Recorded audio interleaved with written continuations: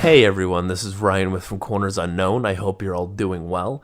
Just this past week, I had the pleasure of speaking with Scott Lawlor, an dark ambient drone noise experimentalist from Texas.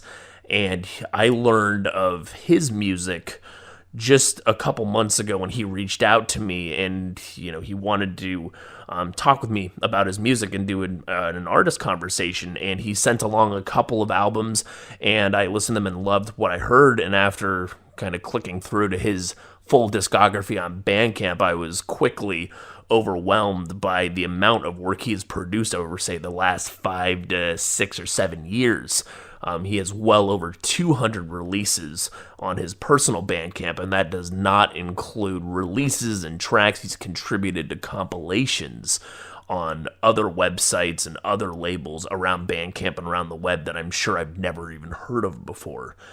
In this conversation, he and I discuss, we kind of go back and see where his interest in music began and talk about how he started playing in coffee shops, and kind of just talk about just his kind of career of music and how he's been able to produce so much in the last 5, 6, 7-ish years, and just kind of explore all the different genres he dabbles in, and kind of how he writes music, and talk about some of the interesting compositions and some of the constraints he's produced his music under. So I sincerely hope you enjoyed this conversation between myself and Scott.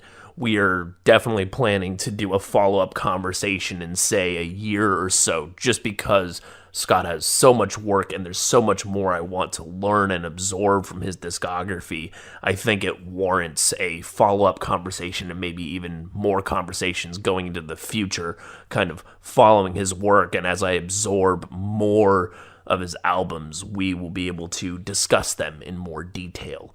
So just after this introduction, I will play for you folks his track titled The Mystical Blue World, and at the end, I will close it with another track of his titled Feeling Tears. And as the conversation commences and progresses, you'll notice an undercurrent of ambience behind our exchange of words.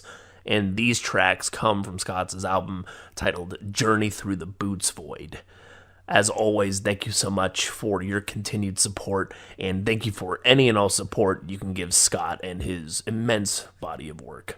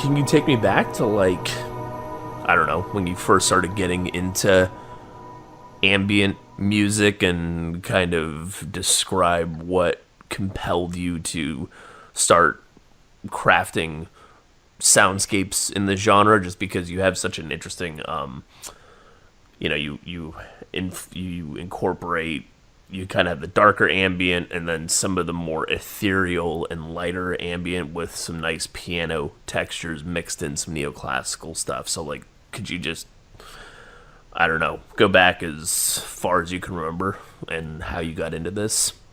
Well, I could go back even further than that and go into. Oh, sorry for the squeaky chair. Oh, it's fine. It always adds to a bit more organicness of the conversation. It's not like we're just talking in a silo or something, you know.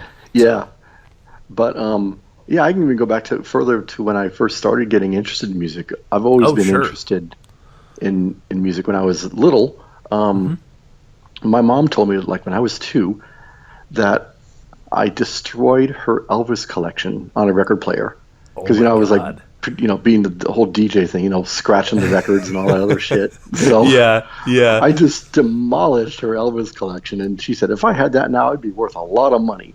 Yes, of course. And and so I've always played around with tape recorders and record players, and my dad got me a little toy organ when I was 6 or 7, and I had a little toy drum set. Okay, cool. That I would play around with.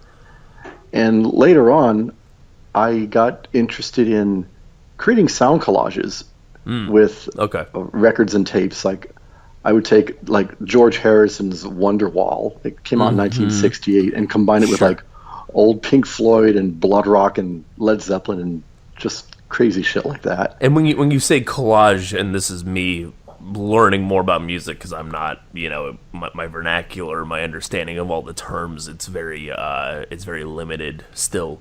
But are you like are you kind of layering them on top of each other, or is it kind of they're flowing in and out of one another, like you're kind of cutting it up and then, stitching it together? Gosh, it's been years since I've done those, but I think I would blend them together and even put stuff in different channels. Oh, interesting. Like that. Okay. And that was just kind of like a little experimental thing you wanted to, it was just of interest to you, or like there was just something fascinating about manipulating them in that way? Yeah, just playing around with the sounds and seeing if I could get things to, like, I would play 33s at 45 and 45 at 33, and I think I even played 33s at 78 and stuff like that. When Cheech and Chong was like, I played Black Sabbath at 78 and saw God. That's awesome. I wish my record player doesn't have that speed or whatever. It's just the 33 and 45, and I wish it had kind of that extra kick so I could do the same, because I've definitely played records on different speeds, and sometimes I'm like, man, it actually sounds a little better on, a different, like if it's like supposed to be 45 and I play it on a 33, it kind of gives it an interesting, sometimes the vocals sound a little like deep and weird, but I love just kind of playing. Sometimes the music just, I'm like, oh wow, that actually sounds a lot, like it just sounds different, and sometimes it sounds better. The ultimate in pitch bending that I used to play around with before I even knew what it was back in like the 70s. I had this thing, it was called a talking book player, and it was designed by the Library of Congress for people who were blind, so that, because they had talking books, which was the books on records. Back then they were on records and the little flexi discs. Those machines went down to speed 8.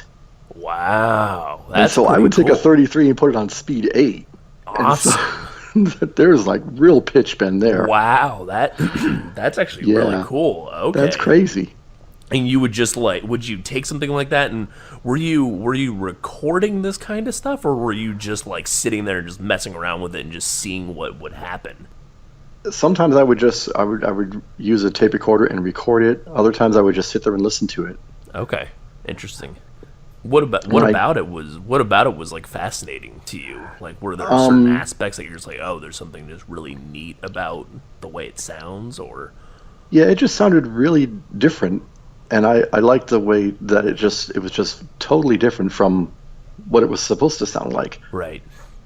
Another thing I did when I was a kid was, my dad worked for IBM, Okay, okay. and he used to do a lot of computer programming. Back in the 70s, the computer programs were on cassette tapes. Oh, interesting. Okay, I'm learning so much today, this morning. Like I'm just like, wow, I don't know any of this stuff, and I just sound so young. It's ridiculous. Yeah, and I'm so old over here. I'm past the half century mark. So. Oh, shit. But he would bring home these cassettes of the programs that he wrote, and I would just sit in my room and play them on my tape recorder. Huh. And Interesting. they had a sound like, do you remember the old modems from the 90s? How the modems would sound like the beeps and the static. I do recall bits of that at some point. I mean, I was born in '92, so Okay. I'm still a lot of the '90s stuff. I remember some of it, but a lot of it's Yeah. a little fuzzy because I was only 8 or whatever by the turn of just By the turn of the century. Yeah. right. So I'm like, I wish I could remember some of those things, but I really don't. But yeah, I would just sit there and listen to those tapes, and I'm sure my parents thought I was weird for just listening to stuff like that. Sure. Yeah. Like you kind of have like that experimental mindset, or just like you just are intrigued by stuff that most people probably be like, why would you ever even bother listening to this? I think I could relate to that a little bit. Yep. When I was in college, in I think it was like 1986, Okay. I got an old Casio keyboard, Okay. and I just started writing some music pieces, and I would like name them after program languages. So I had tracks like Okay. called Fortran, Cobalt, and so I don't Sure. even know if I have those tapes anymore. Even Oh, if really? I did, I don't know if I'd want to release them. I mean, that'd be kind of a cool little relic, though. I mean, are those like some of the those are some like the oldest like things that you would say were kind of the origin of you beginning your musical career in a sense, or kind of your first steps? Yeah, I would say so. So I did a lot of that for a little while, and then after I graduated from college in 1990, I went to started grad school in Ohio, Okay. and then I got another keyboard, my first professional keyboard, which was the Ensoniq SQ1, Okay. and I started writing more music. Okay. And back then, my music was more new age, inspired by people like Suzanne Shawnee, Liz Story, Okay. Okay. and Yanni, and people like that. And I would play a lot of gigs in coffee houses around the Akron, Ohio area. Interesting. Okay. And then I got a bootleg copy of a Robert Rich Sleep concert from a friend of mine on cassette in the Right. mail, like in 1996. Okay. A sleep So you got one of his sleep concerts on cassette? How many were there? Like 12 cassettes, or like? No, it was, Okay. let's see. How many cassettes was it? It was probably 4 Wow. or 5, because I think Okay. each one was like a 90-minute tape. Yeah. Okay. Yeah. No, I only I mean, I wish I delved into more of Mr. Richards' music. I've listened to a decent number of it, but I listened to that one album. Was it the shoot? I think it's the one. I can't remember the name of it because it's been so long. That really long. It's like 8 hours. It's like supposed to kind of emanate that sleep concert, or like that sleep show as you described, the sleeper show, right? That would be his Samion Yes, release. that's right. Yeah, when I discovered that, I think that was one of like the first ambient albums I really stumbled across, and I was just like, people would sleep in a venue and listen to this. I was like, this is freaking awesome, and like that's how like it started for me getting into ambient music on the whole. But Yep. it's been so long that I've delved into it. But that's really cool to hear it was on cassette. Yep. Yeah, or just Yeah, my any of his girlfriend at the time, she really liked it too. So Huh. Yeah. Yeah. And did you ever end up, just out of curiosity, did you ever end up going to one of those shows? I've kind of wish I could have gone. I don't know if he does them anymore, but he did one in February that was streamed on Soma FM, oh, cool. and that was actually released just a couple of weeks ago on his Bandcamp site. So I've got that. Oh man, okay. I need to go do some digging or go do some work after this. That sounds awesome. Yeah, I can send you the link to that. Sure. Yeah, that'd be great. But yeah, his music, and then Steve Roach's music, I've first heard stuff like Structures from Silence back in the Right. 80s, and then The Magnificent Void in 1996, I think it was. Mm-hmm. And that really started getting me into trying my hand at ambient music. Okay. And I recorded an album called Time's Escape. Mm-hmm. And at that time, that was on cassette. Oh, cool. Okay. And I would go out and try to play these ambient pieces in the concerts that I was doing, and I don't think they got very good reception. And and is this in like the coffee shop setting as you were describing, or are these in like larger halls? Mostly like the coffee shops. Okay. Coffee shop settings and stuff like that. And that's really cool to hear that, because I never really understood the. I mean, this is me just like finally kind of learning more about the ambient and like noise culture, but like I never realized how. Like I recently started going to shows, like some noise shows, and I was like, oh man, they do these in coffee shops, and like I never really put two and two together. Now that you're describing that you were doing this way back in the day, it's like it's just like, oh, like it's kind of making sense to me that this is kind of like a tradition, or it just seems like a really like maybe typical, or just kind of like a like this is how it's always been done kind of way. And it's just interesting to hear that you were playing in coffee shops. I never really realized that was a thing with noise or ambient shows. So Yep, I would play coffee shops. I would play at some restaurants. oh, cool. Okay. Even played a friend's outdoor wedding Huh. once. Awesome. But you said people in general at the coffee shops, they were kind of mixed, or they weren't really vibing per se with your soundscapes or your music. Well, with the more ambient stuff, I don't think they got into it too much. But that was near the end of my performing out live, so I didn't really have a lot of opportunity to play those kinds of things very much. Okay. And you were in college at this time, you said, or just around, or were you just like at the end of college? Well, I dropped out of grad school in '91. Okay. And then I went up to Akron, and just started playing at different coffee shops around the area. And I got involved with something called Very Special Arts. Okay. Which was an organization for artists with disabilities. I think they're probably still around. Okay. No, I've not stumbled, or I've not heard of that before. I'll keep that in mind too. So, yeah, that's how I.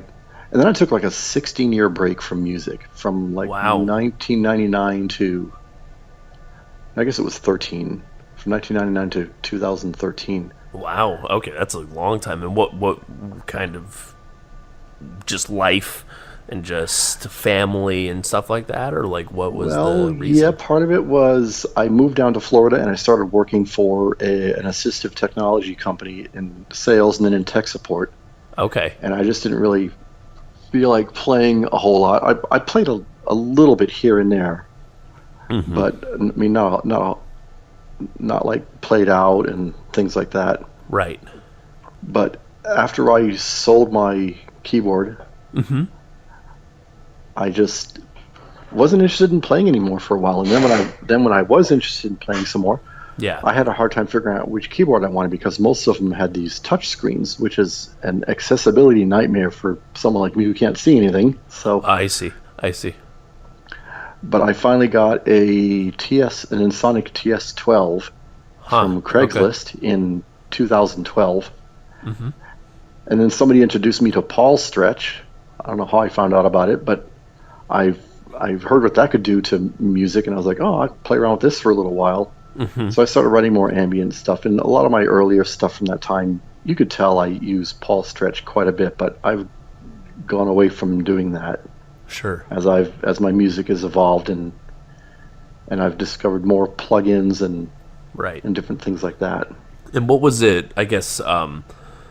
So in that time frame when you weren't producing music, were you still actively listening to music, or did you kind of have a falling out with music in general, or were you just weren't really feeling the like just the performance aspect?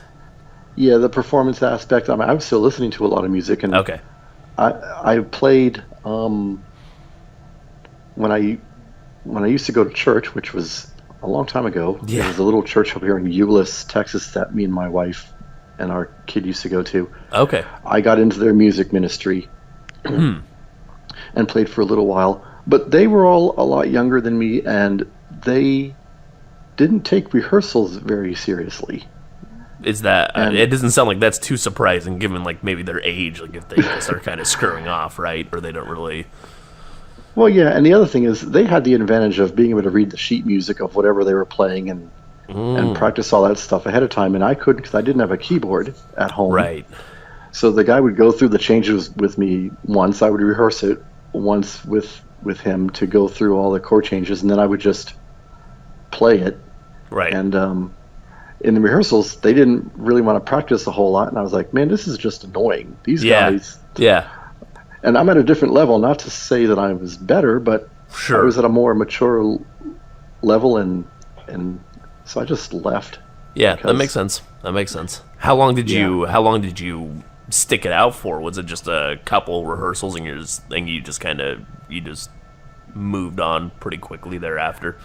No, it was probably for maybe 6 to 8 months. Okay, that's a decent bit. And so, yeah, I actually played at a lot of the worship services, and people liked my playing. They said it added a whole new dimension to what they were doing. Interesting. But okay. I just couldn't handle the immaturity of them goofing off during rehearsals and stuff. Right. I was like, man, this is supposed to be professional. Yes. Yes. Exactly. Yeah. And were you able like even after not? I mean, I know you did this kind of in the interim during your long break, but were you able to took it upon yourself to go do this? Did everything like you really didn't lose too much of like that? You know, your ability to play or anything, like you kind of could just pick it right back up as if you never left. Yeah, for the most part. Okay. Yeah, it's like riding a bike. Right.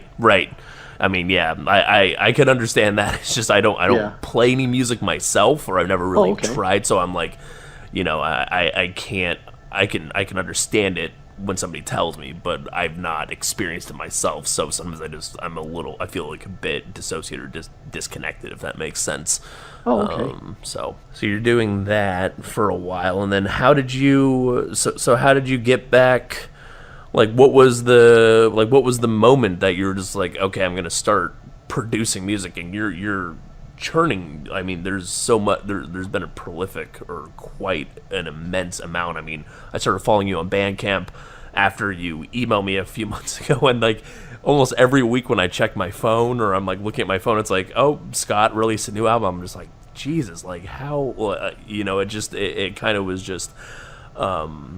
I was just kind of blown away at the frequency with which you churn out music, or you were producing or working or collaborating with people. So like what really kicked it into high gear for you to start your music career back up? Well, I got a digitized copy of my old Times Escape album from a friend of mine. Okay. And there was a label that I heard about called We're All Ghosts that Thomas Matthey runs, and it's still running, and it's got a lot of good releases on there. Okay. So I took the digital files of the old cassette, ran them through a little bit of EQ, and tried to clean them up a little bit anyway, and I submitted it to him just to see what would happen. Sure. And he liked the album and decided to release it on We're All Ghosts, and that was in January of 2013. Wow. Okay, cool. Actually, I think the first thing I released was a recording of a vacuum cleaner that I made for 3 minutes and 33 seconds, because that's the name of the compilation. Okay. 3.33. This isn't the Jupiter is a cosmic vacuum cleaner. I'm looking at your Bandcamp list right now. That's not that one, right? Oh no, not that one. Okay. That came out in. That came out in 2014, I think it was originally. Yeah. It says you released it November 20th, 2013, but. Yeah.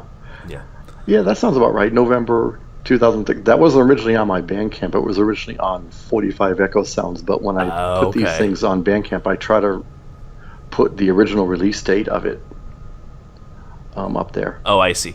So the time you release it on Bandcamp is not necessarily like when you actually completed the piece, per se. For my older stuff from around 2013, some stuff from 2014, no, but I mean all the new stuff is published when it Okay, is I understand. released when it's Sure, released. Yeah. sure. But yeah, my first track was a recording of a vacuum cleaner.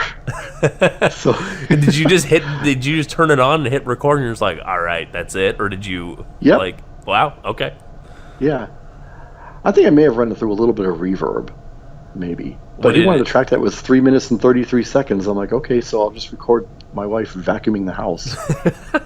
So she vacuumed the house, and I recorded it and sent it in.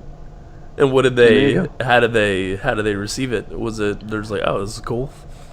I think so. I mean, yeah, they put it on the album. So That's pretty funny. yeah.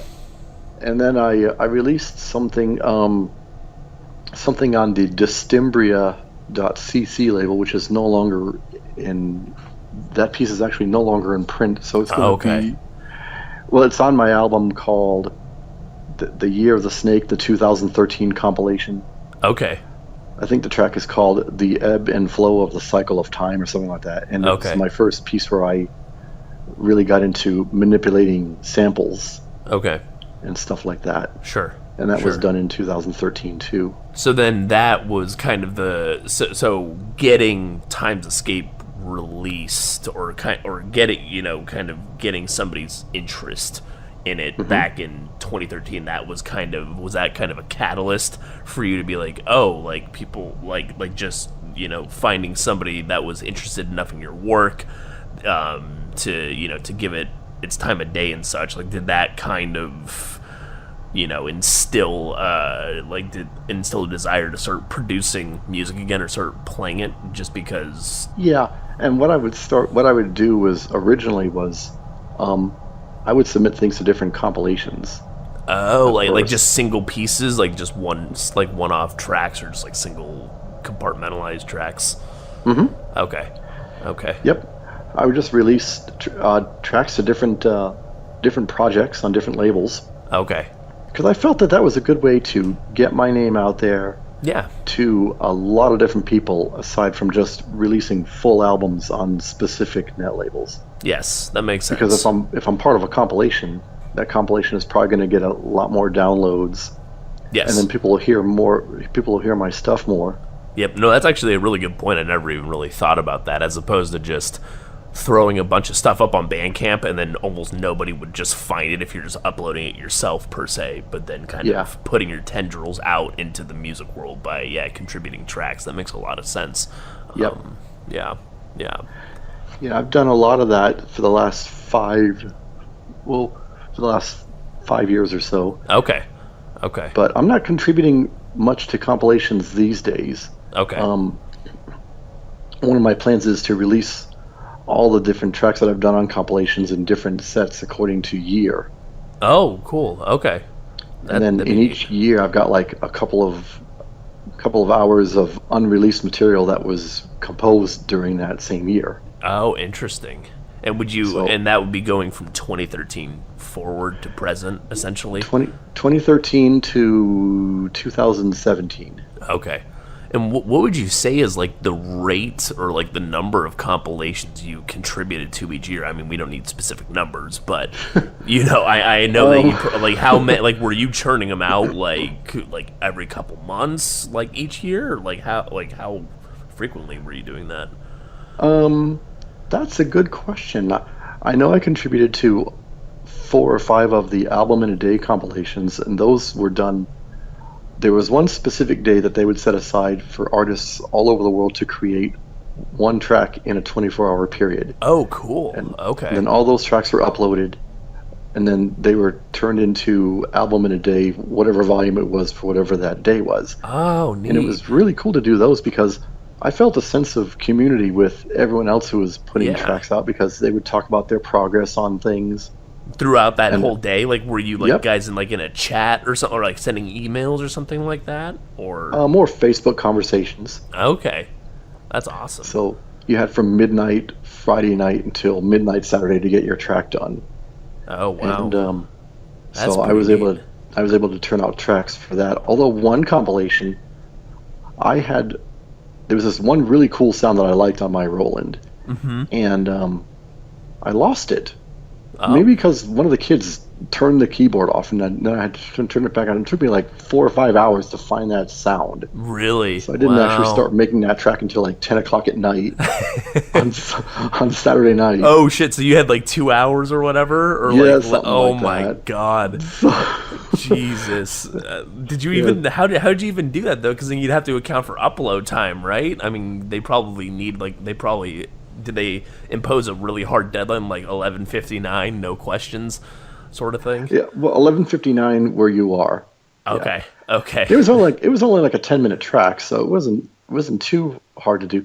That one's called Final Exit, and it's on my album A Journey into Sound and Mind. Okay.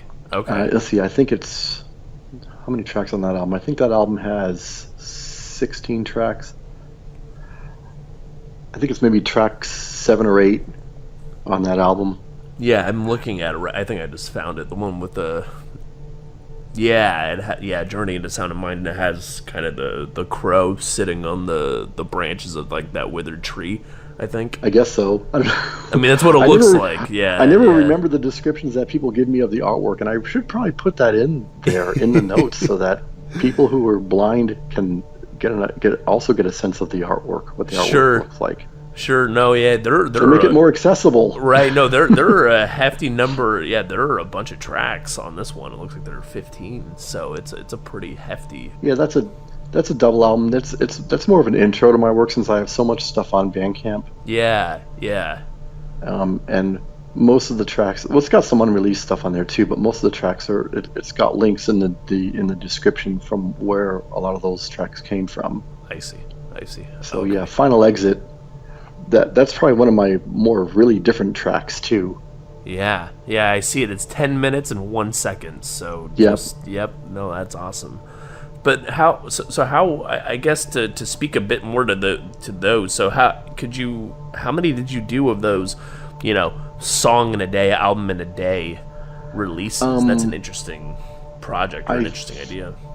I think I did 5. I think I've been on since volume 5, and the last installation of the series was volume 10 from, I think it was that year. I think it was 2015. And you said that they're defunct now, or they unfortunately are not doing this anymore? No, the BFW label, I don't think they've put out anything for quite a while. Okay. But that series is no longer going on, but I also contributed some things to some different Christmas compilations and stuff like that. Interesting. How would so? Yeah. Sorry. Go ahead. I've done quite a number of compilations over the last 4 or 5 years. Yeah. What is it about? Say like maybe working on a compilation or contributing to a compilation, like how does working or making a single track for you? I mean, obviously, if you were to make a full album, the length of time or the number of compositions you produce it's vastly different. But is there something about contributing to a compilation that you find more interesting or intriguing than maybe, say, sitting down and making a whole album? If that, I'm trying to get at, like how do you like approach, say an album versus a compilation track, and do you prefer one method over the other, or is it kind of like a nice way to take a respite from producing? Making a compilation track is a nice way to like kind of bridge the gap between album productions and things like that. Well, I approach them pretty much the same. Okay. But with the compilations, sometimes there's a certain theme that they're going for. Oh, sure. And so I look at the theme and try to create something along those lines. So it creates a little bit of constraint, I suppose, in the creativity process. But sometimes creating stuff by having limitations or restrictions on what you can do can result in some pretty interesting things. Sure. And is there any specific, I guess maybe a specific compilation track that you recall where it like challenged you quite a bit, or it kind of made you think of a different technique or way to kind of produce a song, like just with some of the limits imposed on say a theme or whatever the compilation was looking for? I think some of the collaborations that I've done with Wings of an Angel on the compilations created some interesting challenges, because I've even told him, one of the things that is interesting about improvising with him is sometimes it was a little difficult to improvise over some of what he would send me.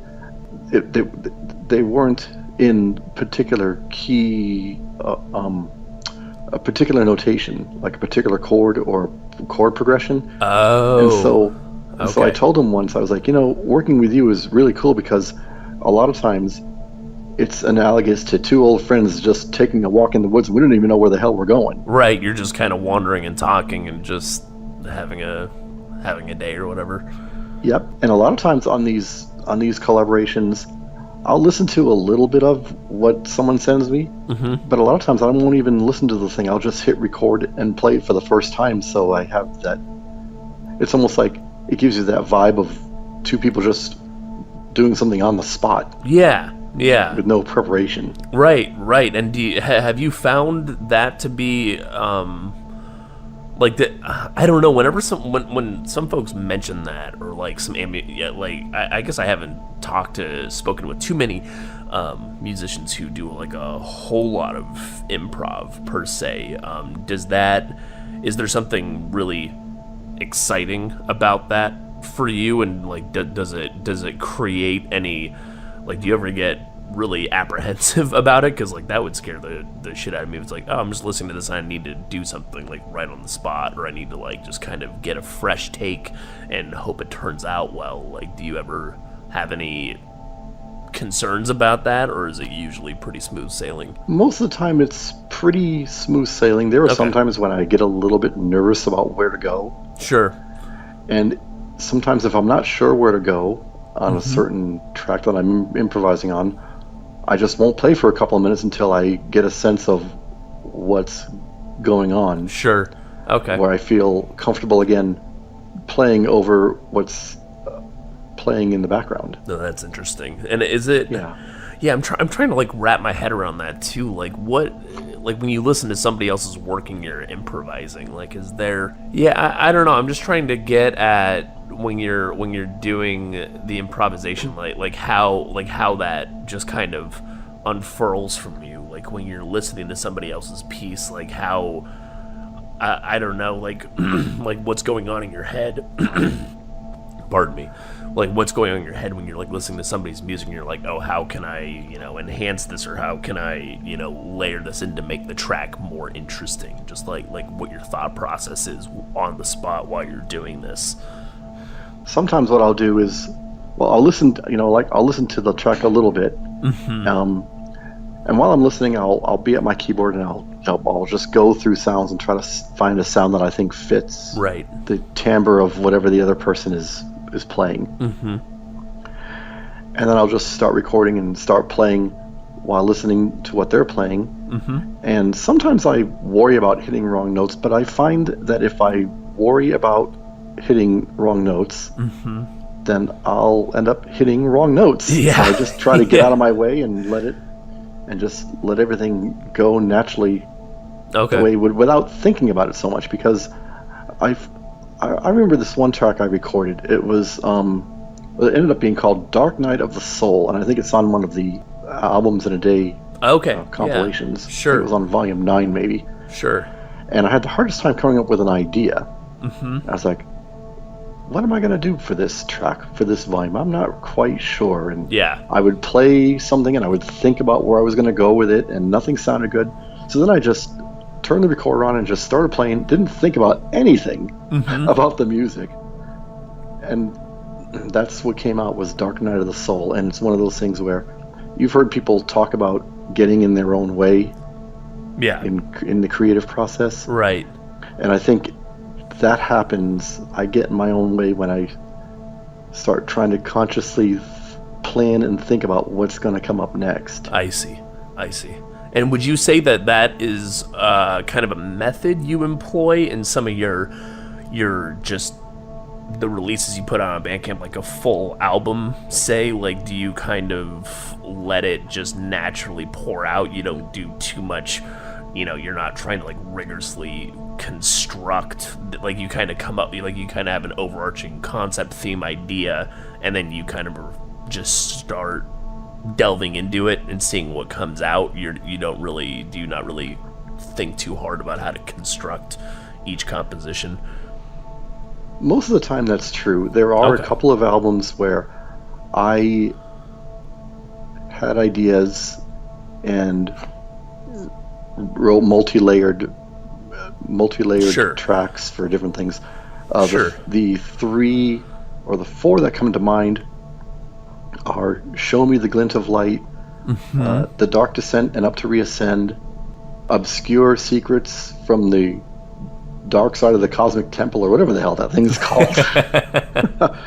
And then Revelations by the Lightest Side of the Secret Moon, which those three albums are the albums that were inspired by the older music of Pink Floyd. Okay. And so it took me quite a while to layer different things.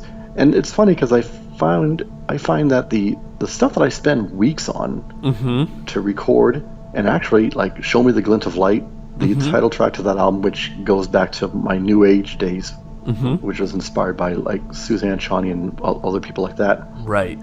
That track took me longer to mix than it did to record. Wow, really? Okay. Because it's a track that starts out with an organ and a choir, and then it moves from organ and choir to a choir and a flute, and then each subsequent repetition of the theme, I add a new instrument. Okay. So the thing ends up with like choir, flute, bassoon, violin, bells, music box, and bass and piano, and it ends up crazy, and with all these different melodies and counter melodies going on at the very end. Right. And did you? Yeah. Sorry. Go ahead. No, go ahead. Oh, I was just gonna ask, like, with all the time you poured over the mixing, like, and this isn't to denigrate like the quality of the output, but like did you feel like all the time you invested in mixing that together was worth the end result, or do you generally are like, oh, I just kind of like doing the more I don't want to say it's all improv, but like when you produce stuff and you don't have to spend so much time layering music together, do you find that to be more rewarding than say spending so much time mixing sounds together? I think for the most part I find it more rewarding to just record what I'm going to play without worrying about a lot of mixing. I remember Bing Satellite said it really well once when he said, "This album is 69 minutes long. It took 69 minutes to create. Why complicate things?" yeah. That makes sense. So yeah, Bing Satellites, he's the guy who ran the BFW internet label. Okay. I find that the sales of my albums, the albums that I spend a lot of time mixing, don't do as well as the improvisations or like even things like the drone excursions. Interesting. Or other stuff like that. Okay. Do you think that there's do you think that maybe some folks who listen to your compositions, maybe there's a bit more, I don't want to say, I was going to say genuine, but like, do you think that there's something more alluring, or you think that maybe folks can kind of sense when something is, it just kind of is pouring out of you when you're not spending so much time mixing and kind of making it this really precise composition? Like, do you think people may be more attracted to kind of like that, just like, I don't know, it's like you're just kind of pouring yourself out onto into the world with your compositions? That's a really good question. I never really gave it too much thought, but I suppose that could be. Yeah, a sense of that. Yeah, no, and I don't know. I was just interested because I don't know. Like sometimes I can like listen to some ambient pieces. When I've listened to the handful of your tracks, I find them very compelling, and I find some of it like quite moving and emotional in some passages. And I don't know how much time it took to produce them, but I was just like maybe people can like pick up on that a bit more, but I really don't know. I guess you'd have to go do a survey of all your listeners, and who knows what they'd say, right? That would be an interesting survey. Yeah. For sure. Like my album Transition, that was all improvised. Yes. And it had to be. I couldn't spend a lot of time refining that because of the emotionality. Yes. And the emotional necessity for me to do that. Right.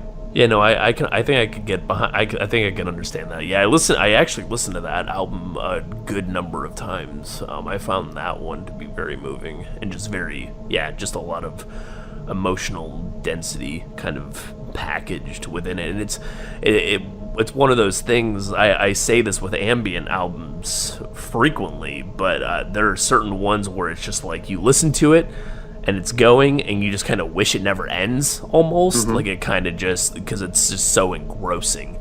Yeah. Now the sequel to Transition, Yes. that actually took me a lot longer to do because originally that piece was just a string improvisation. Okay. And so, after the immediacy of Transition. When we came back from Christmas, actually no, before we left for Christmas break, I think a lot of the sequel to that album was done. Okay. Because that one actually has a lot of layering, and the last 26-minute track has the most layering because at first it was just like I think a trombone sound with strings, and I felt that it needed a little bit more. Not a lot more because I didn't want to use too many notes. Right.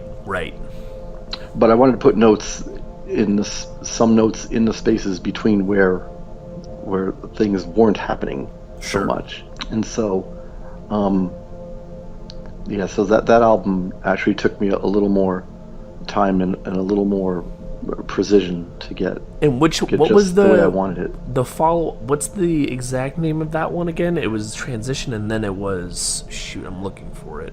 That album is called In a Dark Room, a Single Candle is Lit for people, in memoriam for people whose lives were incomplete. Right. Okay, yep. Yeah. That's at the very, okay, yep. That's it's near the top, yeah. Yes. Okay. Yeah, it's near the top under a Spank Hookers release. Yes, I saw that name and I was just like, I didn't know what to think of that, and I thought it was pretty funny. Like, I know some people be like, what the fuck? But I don't know. I really enjoy, like, just, like, off-the-wall weird stuff. I'm like, oh, okay, so he did an album with somebody named Spank Hookers. Okay, like, I can get behind that, sure. Well, actually, that came from a tweet. Somebody was tweeting about a politician. And really? Tweeting that the politician was probably snorting coke and spanking hookers. Oh. And I was like, that's a good name for a band. That's actually really good. So, politicians, politicians and hookers. That seems to go hand in hand these days. But interesting. So wait. So let me put two. Okay, wait. Let me put two and two together. So I was being a bit myopic in my observation here. So Spank Hookers is still one of your projects. It's my noise project. Okay. Yep. Okay. I'm glad that I pieced that together because at first I thought it was like just a collab thing, and now that I'm looking more intently at it, I'm like, oh, okay, this is exploring noise works of sexual and erotic nature, that sounds pretty interesting as well. Yeah, see, I can't upload that shit to YouTube. They'll probably give me a strike. Probably, especially the covers. Yes. Yeah. YouTube is YouTube has gone a bit awry. I'm not a fan of the way things have been trending on that platform, frankly. Actually, I wouldn't use the word awry. I would use the word draconian. Yes, draconian. That is a very good point. Yeah, I'm not a fan at all. I've been getting more and more annoyed as time goes on, frankly. It's like with Facebook, and all these platforms. I listened to Mark Zuckerberg's lies to Congress the whole time. Right. And I was like, this is just silly. Why the hell am I even on this platform anyway? But it's a catch-22 because, as much as I don't like some of the principles behind what's driving some of these platforms and their algorithms to decide what news stories you see and stuff like that. Right. It's still the way to get your name out to people. Yeah, to disseminate. Yeah, that is very true, and that's an issue that that catch-22 is definitely difficult. Yeah. Yeah, and Facebook, it's like, I don't know. I frankly found, so like I use Facebook a decent bit. Obviously, like I post everything there, but sometimes the engagement is kind of hit and miss. Sometimes people are really engaged. It really depends on like the time of day you post stuff, and it's kind of sometimes they just severely limit you. But I've honestly found, and you may have already done this, but Reddit's honestly a pretty good space to share stuff, and a lot of people usually engage with me on that platform. That platform I haven't explored yet. Yeah, and that, I mean, you kind of expose everything about your, like, you can post stuff, and you're exposing yourself. You could be exposing yourself to tens of thousands of people. So it's just like some people may just be like, oh, this sucks, and like you can get some, some people may be really shitty about certain things, but I don't know. I've posted stuff on some of my cassette releases and some of my interviews, and I've had some brief conversations with some really neat folks on there, and I get more drive to my website from there usually than Facebook. So I don't know. It's always an option to explore, and they don't inhibit. You can just post stuff, and if people like it, they can upvote it, and it'll keep going higher up so more people can see it. And in Facebook, it's kind of like a one and done thing, or they want you to pay them $10 to. I'm not going to pay them anything. They're going to pay me. Right, exactly. But that is an option, and you may be, they have different threads and such where you can kind of go on. You can find very specific groups of people and share your stuff with them, so not everybody in the world is seeing it. If you don't want them to, you can kind of specifically hone it in on audiences. So it may not be a bad option, frankly. I mean, it's worth trying. For now, are you on 4chan too? No. I used to visit 4chan when I was like maybe in my early teens, and then that some of that stuff scarred me, man. Like I just saw some weird stuff on there. I was like, all right, I'm done. I never went back. I've heard about 4chan. My son tells me, he said 4chan's like the bottom of the internet, and I'm like, I have not been able to see. Might be having some inspiration for some Spank Hookers albums there or something. I don't know. Frankly, honestly though, if you posted a Spank Hookers album on there, people may go apeshit for that. They may be like, oh, this is awesome. I mean, I'm not kidding. There's some weird stuff on there. That was like some of my early days when I saw some stuff. I'm like, all right, this is too much. Like, I remember distinctly a couple moments where I'm just like, nope, I'm not doing this anymore. And I think that they even have a counterpart, like a Japanese counterpart or something like that, like 2chan or something that's even worse. But I've never even bothered to go check it out. So. Well, the other thing about that is, even if I got people interested in my noise stuff from there, that could result in people finding other stuff of mine that they would like. That's true. So because people who like noise are pretty open. They yes. I think they seem to like a lot of different kinds of things. Yeah, and I've only recently started getting into noise, and now that I know Spank Hookers is a noise thing, I'm going to go listen to that immediately after this because I love noise. Just hope you're not scarred by the album covers. No, not at all, not at all. Yeah. But yeah, I just absolutely love noise. Is that I guess kind of speaking to that aspect is that kind of a nice way to kind of to keep a compositional dynamic, like the way you produce your music? Like, is it kind of a way for you to, like, what about noise interests you, and like why do you kind of compose? Like, does it kind of give you a nice respite from just doing more traditional ambient work? Well, yeah, that, and I like to do different kinds of things. Okay. I don't want to just produce the same thing over and over. Yeah. And in one way, that could be a bit of a challenge, or a reason why some stuff doesn't sell as much of those stuff, because if you're an artist who does a lot of different things, I wonder if it sometimes confuses people. Right. John Zorn, I don't know. Are you familiar with? Yeah. Are you familiar with John? Yeah, I got it. Yeah. Go ahead. Yeah. Somebody once called me the John Zorn of Ambient. I was like, wow, okay. I never thought about that, I suppose. Interesting. That's pretty cool.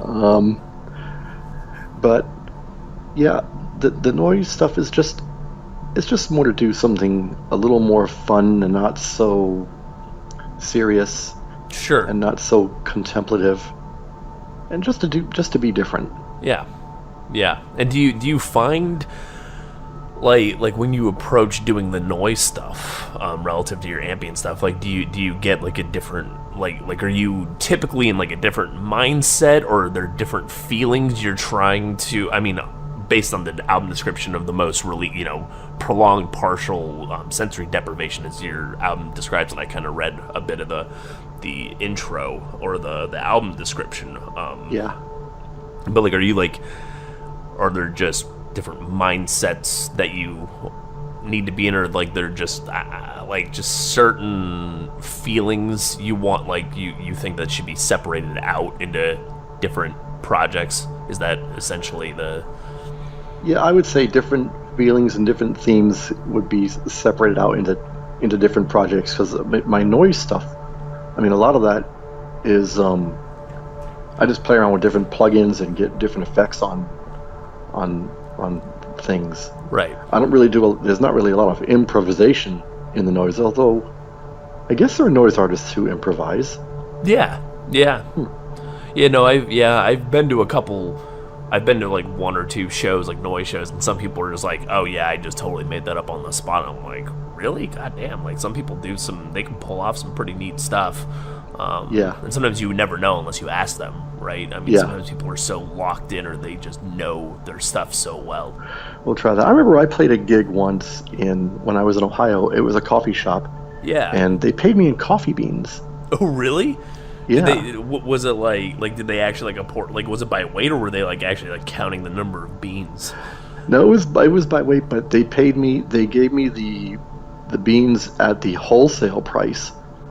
So I ended up getting like 9 pounds of coffee for that one gig. Are you serious? That's actually that sounds like a pretty damn good trade. I mean, it's like, oh yeah, you can either have $5 or you can have 9 pounds of coffee.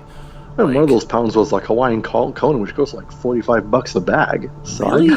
I made out pretty good on that one. Yeah, I get that. That's actually really neat. I know that's like we're like kind of going back, but like, were there that did interest me when you brought up kind of the coffee shop stuff. Like, was there like kind of that culture? Like, what was it like for you playing in coffee shops? Like, were those like the really the only places that kind of took in more experimental or ambient artists, like and were you just like playing by yourself, or were you kind of setting up shows with local talent or local folks as well? I was just playing by myself. I would sequence all the backing tracks the night before. Okay. Usually. And then rehearse the next day, because I didn't have a job either. So. Oh, okay. And then I would just go with my keyboard, plug in my amplifier, and just play. And I liked the coffee houses because they were really intimate. Mm-hmm. Yeah. For sure. The acoustics were really good. Yeah. It wasn't like playing at the mall. Yes, I've done mall gigs. I guess. Oh, you have? Okay, yeah, interesting. That's the bottom of the barrel for gigging right there. A mall gig, like Tiffany from the '80s. Like malls. What about airports? I would think airports are a little more depressing, but I could be wrong. I don't know. Airports.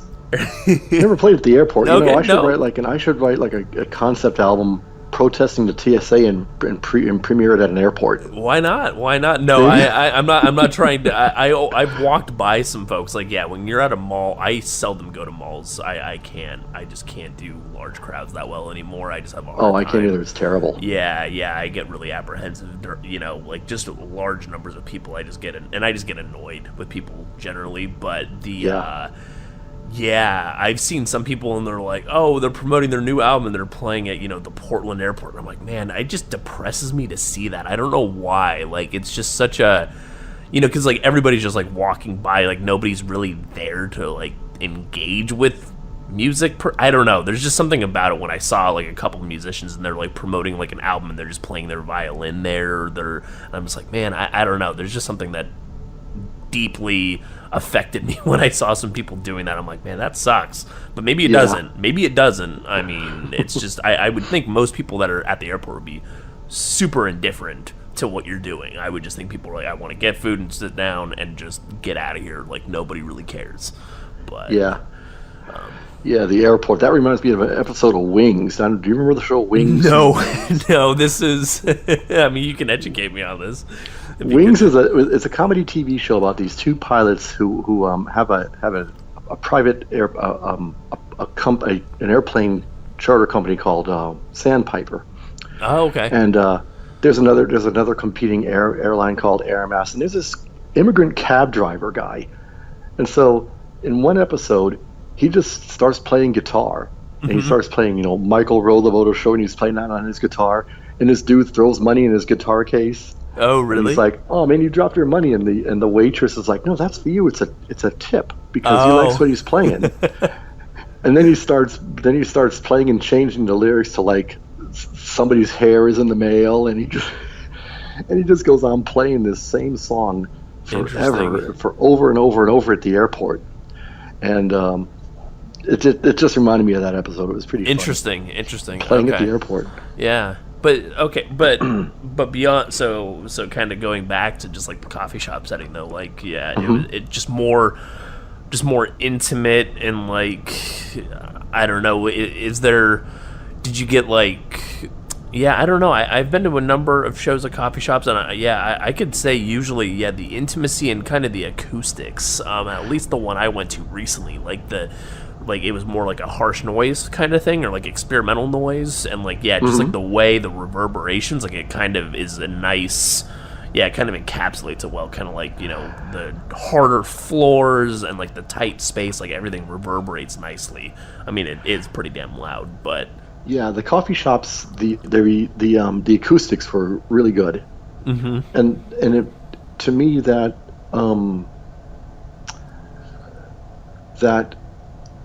had a lot to do with how intimate everything felt.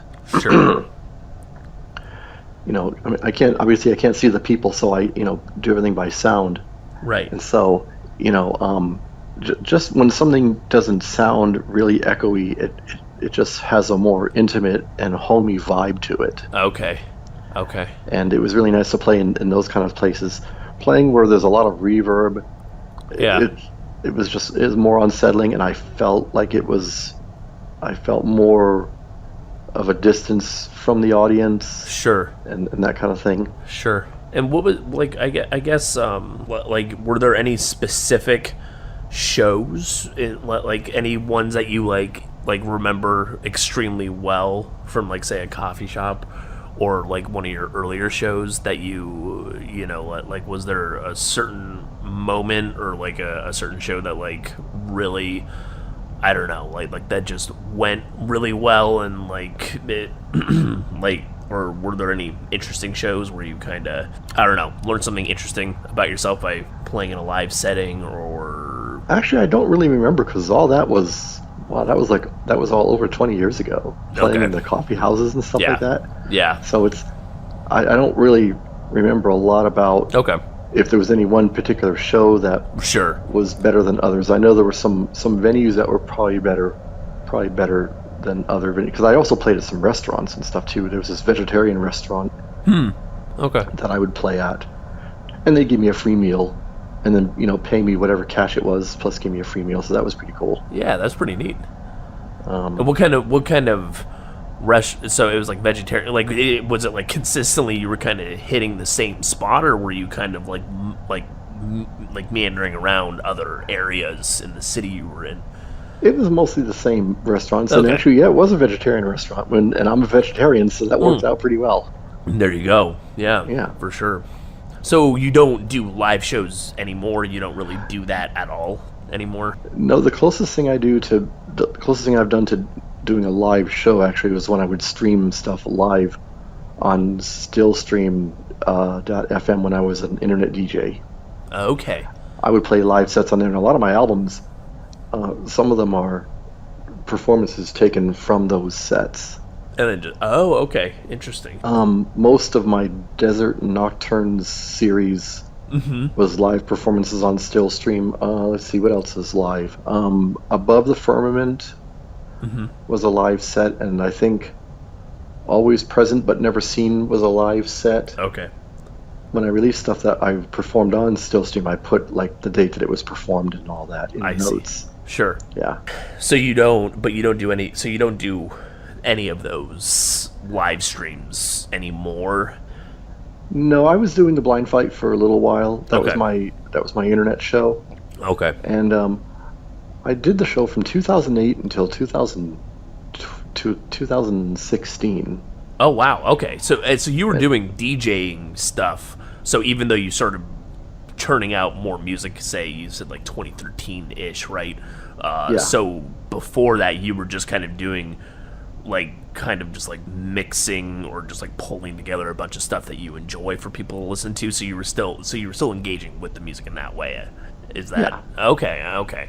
Interesting. That's pretty cool. Yeah. Okay. So yeah, I was doing the DJ thing for a long time. And then I gave it up after 2016 for about a year and a half, and then I got back into it at the very end of last year. Okay. And I'm taking the summer off, and I don't know if I'm going to come back to it or not. I haven't quite decided on that. What's what is it about? Like what kind of makes the decision for you, or what is what are some of the factors you take into account if you want to do it again or not, or start it back up? One of the reasons that I quit doing it in the first place was because I didn't want to talk. Oh, anymore. Okay. Because with the kids, it was always talking from noon or from whenever they get up to when they go to sleep. Just talk. And I'm like, I don't want to talk to anybody anymore. And so I don't want to do this show where I have to talk to people. And then I thought, well, okay, I could pre-record the voice breaks and mix it in that way. Yes. Yeah, that's an option. And I did that for a while, but that didn't seem really very interesting either. Yeah. It just felt more like a jukebox. Yeah, and you're just kind of setting stuff up, and you're just like, okay, press play, and then walk away, and just, you're done. Like, you don't really have to, like you're not really engaging with it as much at that point, maybe. Yeah. Or you're not really... I actually wrote a song that way once, where I just hit record and walked away and let the sequencer play while I was doing the dishes. Really? Yeah, it was like an arpeggio, and then my friend Adam, this is back in like 2003. Uh-huh. And I was at my friend Dan's house, and he had this whole setup with sonar and everything, and I had my Yamaha AN1X, which is an old keyboard from the 90s. Mm-hmm. And I just found an arpeggio pattern that I liked, and I just ran some chords, and just walked away and let it run for as long as I was doing the dishes. And then I came back to it, and my friend Adam put some bass over it, and I put some other leads over it. Oh, interesting. Huh. I don't know what ever happened to that piece, but he was doing some improvising, and he didn't know that we were recording, so he messed up on some notes and stuff. Right. But it was still all there. I don't even know what happened to that piece. Interesting. I don't have it anymore. And when you say got it. When you say this is me learning more, this is enriching my thought process when you're doing the sequencer stuff, is that kind of like it takes the notes and like randomizes them a bit and like just kind of plays them in different orders, or just like randomly creates stuff for you? Yeah, arpeggiators can create so that the notes go up the scale or down the scale, or even random. So yeah, there are a couple of my tracks that have some arpeggios in them. Not very many, because the whole Berlin school thing, I know a lot of people do that already. And I don't really feel like there's very much new that I could contribute to that subgenre, so I really haven't played around with that as much. Yeah, that makes sense. So going forward now, so where you're at now, you're not going to do live shows or anything like that, or you don't think, will you think like doing any sort of a live setting? Like, is that just not in the cards for you at this point? Well, I don't know. I might take a set of bongos and go play outside of a coffee house when the weather gets cold. And maybe I'll do that. Because I got a set of bongos. Cindy bought me a set of bongos a couple of months ago. Oh, nice. Okay. And so they were cheap, in case the kids got a hold of them and messed them up or whatever. Right. So, yeah, I go out there on the patio every once in a while. I'll just play the bongos a little bit. Because I'm always playing the house. Okay. I come down the stairs and I'll tap on the wall or strum the spokes on the banister and stuff like that. I'll play the washing machine or the dryer when the washing machine is going through its agitation cycle.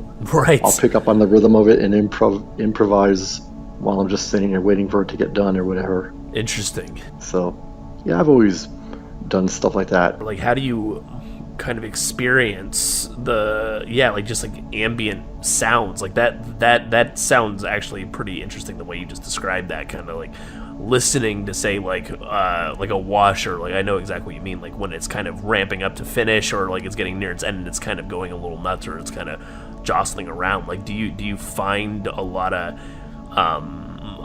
inspiration or interesting ideas from just the natural world around you? Like, do you just pick up on a lot of that, and does that like influence the way you kind of think and construct your pieces? Not really. Well, Okay. I've done a lot of things where I manipulated samples. There's a forum called ambientonline.org where they've got this thing called the One Sample Dare Challenge, and somebody will upload a sample, and then you have like 2 weeks to mangle it and create an ambient composition out of that. Okay. And one of my, and whoever gets the top votes has to upload a sample for the board to work on for the next time. Okay, interesting. And one of mine actually got the top votes once. I think it was something that had to do with a clock. It was just kind of like just ticking down or just ticking away. Well, it was ticking down, and it had it was ringing the time or whatever. Oh, okay. I think it was like I think it was a grandfather clock, if I remember right. Okay, cool. So whatever I came up with, they liked enough to make it the top vote for that week. And so the sample I came up with was workmen breaking windows in our house because we were replacing all the windows. Oh, cool. Okay. So I recorded the guy smashing the window glass falling to the dirt outside. Oh, that's awesome. And a bunch of different stuff was created by different artists from that one sample. How was there may not be that great of a story here, but what's the was there any was it kind of like, what was the interaction between you and the demo guy, where you're just like, hey, before you do this, can I like just record you smashing this? And he'd be like, sure. I get like how was that? Was that kind of like a funny little interaction? I was like, hey man, let me know when you're gonna smash this window. I want to record it. So he was like, all right, I'm gonna break out this window now, and I hit record and just let him do his thing. That's Yep. funny. Okay, that's actually pretty cool. Yeah, I don't know. I could just like think about, I don't know. It just made me think or imagine like a funny scenario where you're just like, hey, can I record you? And somebody's just like, why the hell do you care to record me doing my job? Like, I don't know. It just sounds like some people would just be like, they just think you're a nutcase. They probably do, but I don't care anyway. That's true. Because I'm already nutty, so right. It's all right. Right. That's funny. Yeah. I mean, we've talked a decent bit about. I mean, there's so much we can talk about, and man, I mean, I'm sure in like even a number of months or in a year, we can revisit and have another conversation about progress or just musical output. But where do you draw? I guess could you speak to some of the primary influences? Be it music, obviously, or like certain musicians, but are there other mediums that kind of inspire you? Like, are there, just maybe certain like books or? Well, a lot of my I'm influenced a good bit by different religious texts. A lot of my titles have quotations from biblical texts as titles. Oh, okay. And subject matter. And I remember one time, me and Jack Hertz, he's a sound artist from San Francisco. Okay. We did a 3-album collaboration inspired by Dante's Inferno, or Dante's Divine Comedy. Okay, sure, yeah. And so we did an album a year that was I think those started in 2014. Okay. So the Inferno was 2014, Seven Terraces was 2015. Actually, no, the Inferno was called Nine Circles. Okay. And then Nine Spheres was done in 2016, if I remember right. Okay. So, but yeah, I've been inspired by literature. I've written some albums that were based around political protests and things like that. Right. Although I don't do as much of that anymore because there's already so much of that stuff going on anyway. Yeah, definitely. I don't really want to contribute to the negative output of protesting political things anymore. I've gotten that out of my system. Right. At least for now, anyway. You never know, but Sure, that makes sense. yeah. So I keep to more neutral things. Stuff inspired by the cosmos. That's pretty neutral. Right. No, yeah. No, of course. Of You know. course.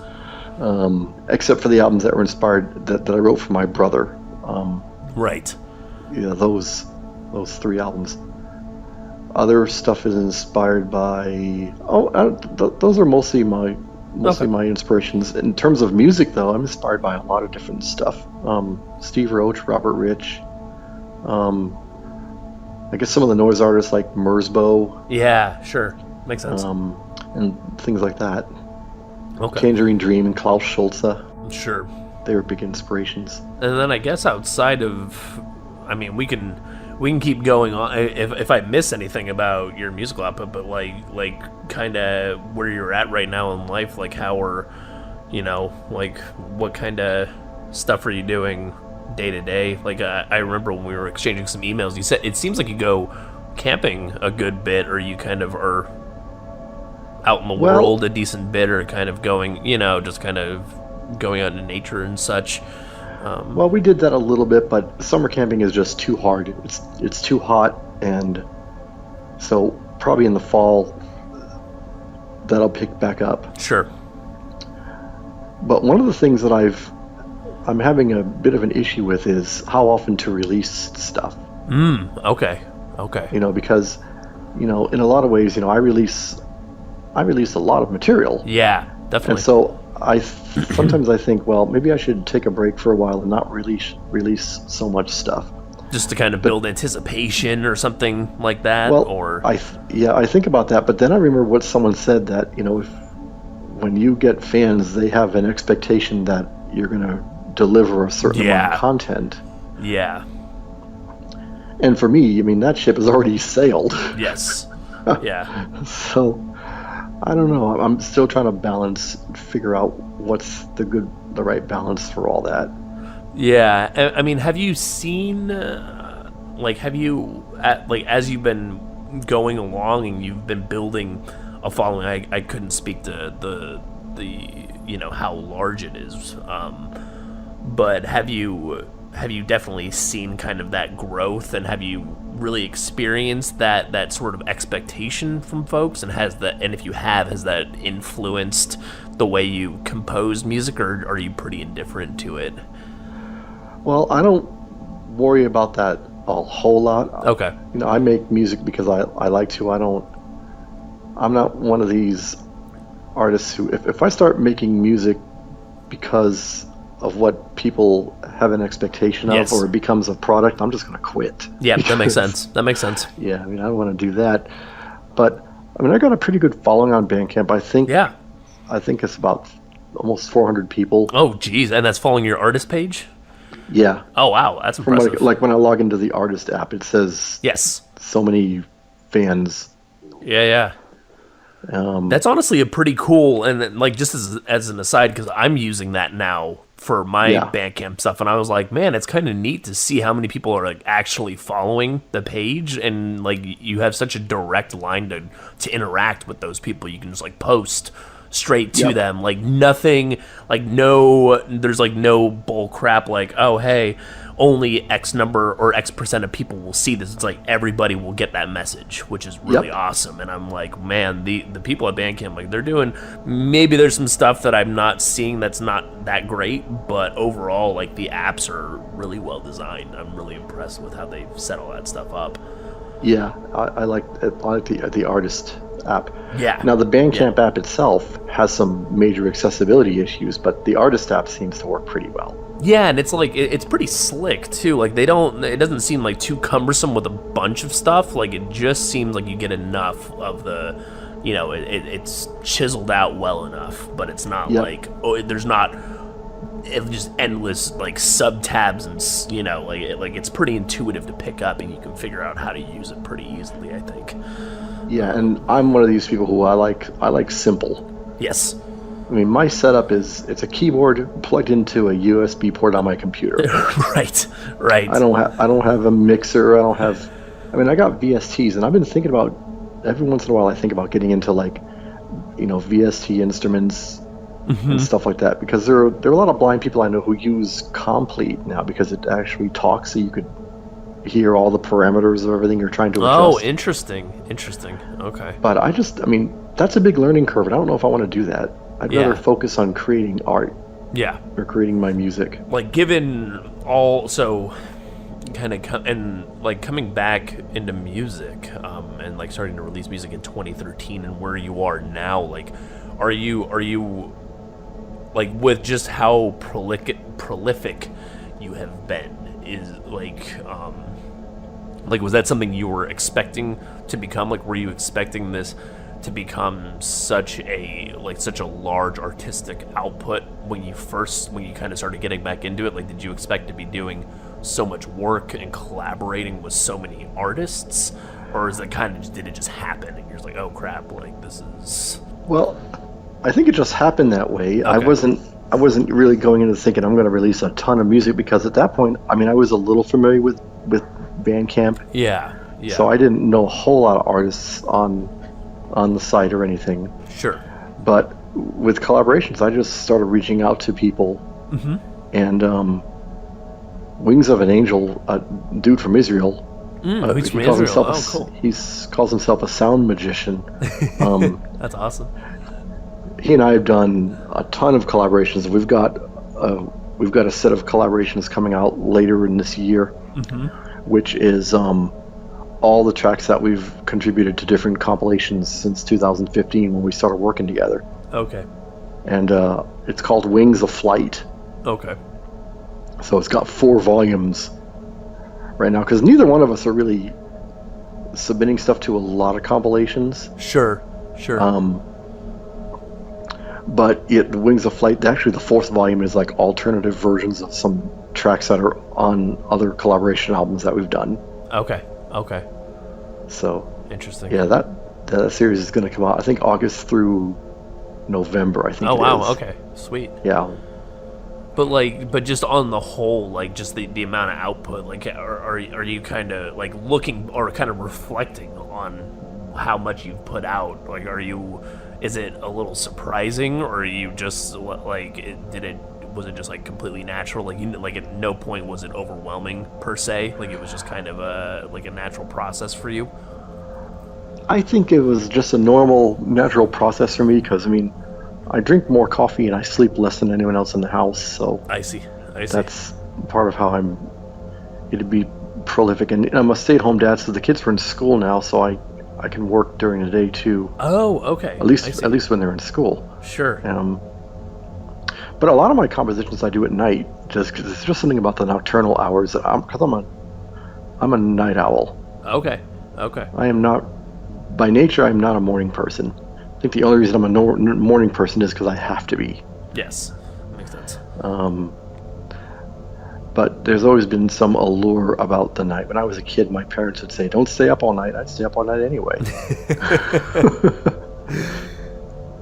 What is it? Is there something about just kind of like the knowledge that like people like just like kind of like the world is asleep and you're just kind of like doing your own thing, and like what is it about the nocturnal that is of interest to you or like intriguing to you? Well, it's got that psychological component of the rest of the world being asleep, or at least in this hemisphere. But there's also a sense of quiet. Yeah. And sometimes, depending on where my imagination is, a sense of foreboding too. Yeah, definitely. So just put all that together, and you come up with some pretty interesting things that way. Right. Yeah. Right. And have you composed some stuff like more in the daytime or in the early morning? And like do you find just at nighttime like it's just easier to kind of let stuff flow out of you when you're composing relative to any other time of the day? Like, are you just much more focused generally and more kind of in tune? I think I'm more focused and more in tune in the night hours. Okay. Okay. For recording things. Okay. I think I have composed a couple of things in the daytime, but most stuff happens at night.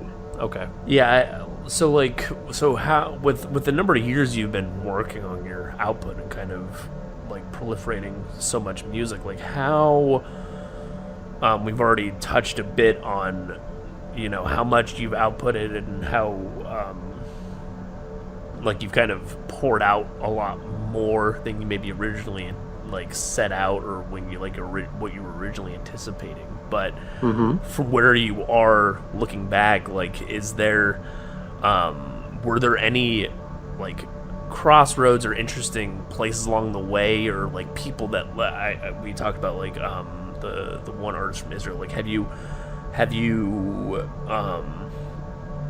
like has it gone in certain ways, just your musical endeavors or your interests, like have they gone in ways you just really didn't expect, or like were there some like really genuine surprises over the last number of years that you're just kind of like, oh, I didn't expect to be doing this, or experimenting with this, or I think some of the themes that I wrote about in my earlier days, like especially some of the political themes, like my first political album was a protest album against Obamacare, because there was this whole big filibuster that was on in Congress over that back in like 2012 or 2013, and so I didn't really expect to get involved with writing politically oriented stuff. Sure. And then when things like the Paris shooting happened in 2015, then the nightclub Pulse shooting in 2016. Right. I just felt like I had to respond to those situations. And that wasn't really something you initially ever thought you would be doing, at least as just a composer of ambient music? No, I never thought it. Like when I was first getting back into music in 2013, that never even crossed my mind that I would write stuff that was a response to socio-political things that were going on. Interesting. Okay. But you did feel like compelled, like there was something where you're just like, oh, that was like one of the better ways to express yourself, or to kind of express your sentiments on that. Yeah. Okay. Because my music, I express a lot of my internal goings on and stuff through my music. Sure. So where are you? Like, I guess maybe the rest of 2018, like where are you kind of seeing things move ahead? How are you seeing your just the landscape evolve for you? I've got this album called Rex Gentium that was done in, I think it was 2015, maybe. Okay. Can't remember. But anyway, I'm remastering that and adding a bunch of new material that was written around that same time that didn't make it on the original We're All Ghosts release. Okay.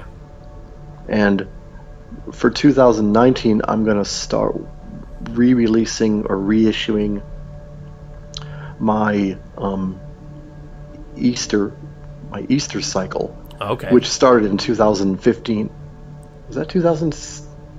I can never remember when things came out because there's just so much of it. It's crazy. Yeah. No, that's what I'm like. Yeah, when I ask you questions, I'm like, man, how do you remember it if you have over 200 albums? Like, gee, like, yeah, I can't even fathom like how you could recall. You're like, oh yeah, that one track on this one. I mean, you did pretty well with a couple of them, but yeah, man, but I'm not doing so well now with some of this stuff. That's okay though.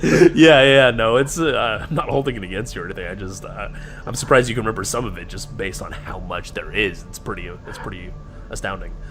Yeah, but the Seven Last Words was my first Easter album, and I was inspired to write stuff for that season by people like Stephen Briggs and Martinson from Norway, who wrote albums around the Easter theme and stuff like that. Okay. And so Seven Last Words was originally on the We're All Ghosts label, but last year, I think it was, I decided to add some more elements to it and remaster it, and it's actually got a different ending than the original version now. because the original version ended with the track Resurrection, Okay. which doesn't fit with the 7 last words because the resurrection didn't happen until 3 days after that. I see. I got 4 or 5 different concept albums around the Easter season I'm gonna Wow. Okay. release. One of them is called Black Saturday, which that was released in 2006, 2017, I think, Okay. on We're All Ghosts.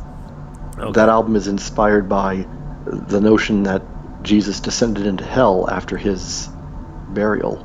Right. That's something that's more in the Catholic tradition. I don't think the Protestants believe that so Okay. much. But Okay. Yeah, I'm really fuzzy on a lot of those details, but it's still interesting to learn and hear about. So I've got a couple of other albums after that in that whole cycle that I'm thinking about releasing. And there are a couple more things. I remastered my album, The Ancient Glaciers of Mars, with Metadronos. No, but I didn't remaster it. I added a bonus track. We added a 35-minute bonus track. Wow. So I'll probably release that maybe next year.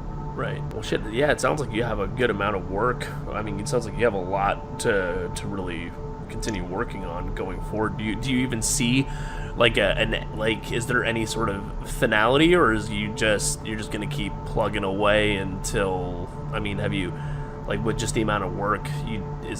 It's just a very natural. You're not feeling any sense of you haven't grown tired of just outputting so much music or anything. It's just. Not yet. Okay. No, not yet. I've got a lot of unreleased stuff that I'm still going to put out, but I still compose new stuff anyway. Okay. Yeah.